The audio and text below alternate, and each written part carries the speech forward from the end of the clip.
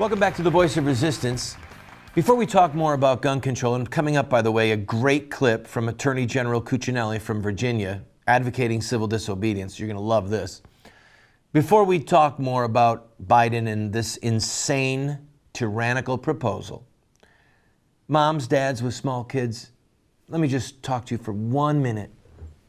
Please, if you're not already doing it, at least consider homeschooling.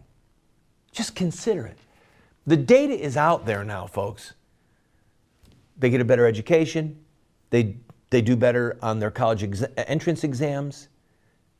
And oh, by the way, they don't have anyone offering them drugs. They don't have anyone offering them pornography. They don't have anyone shooting at them to try and kill them.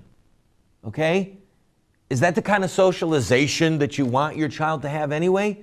You know as well as I do that so much of the day in a government education fascist box is wasted time, is children being threatened or bullied or corrupted or manipulated by students and teachers. Your children are the only eternal thing in this life that God has given you.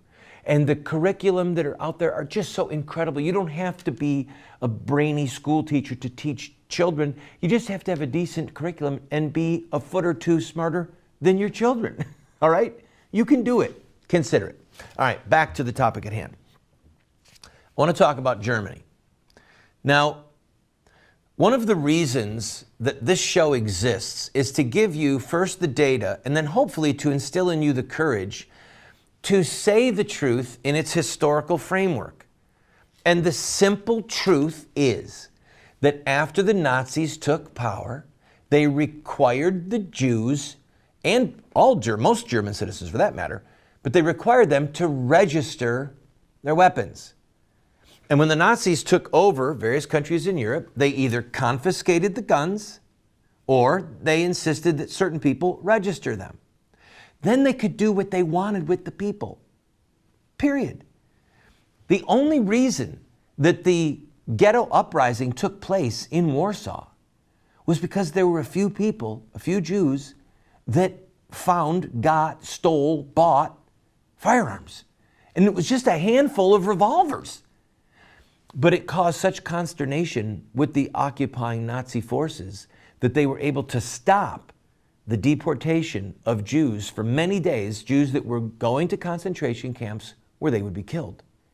So the efforts of a few armed resistors, armed with revolvers, or what some people might call a semi-automatic assault handgun, because they had those, they were able to protect themselves and try and stop the aggressor. I know that there are people who don't want to compare our government with the Nazi government for a great number of reasons. But you could say to me, Randall, are you in this instance comparing what Biden and Obama are considering doing with what the Nazis did? Yes, that's exactly what I'm doing.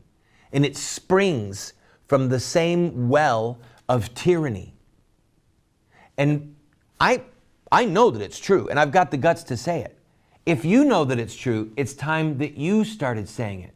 Because as we discussed yesterday, and as Thomas Jefferson and George Washington and other founders said, the purpose of the Second Amendment is not duck hunting, and it's not merely self-defense in the defense of your family.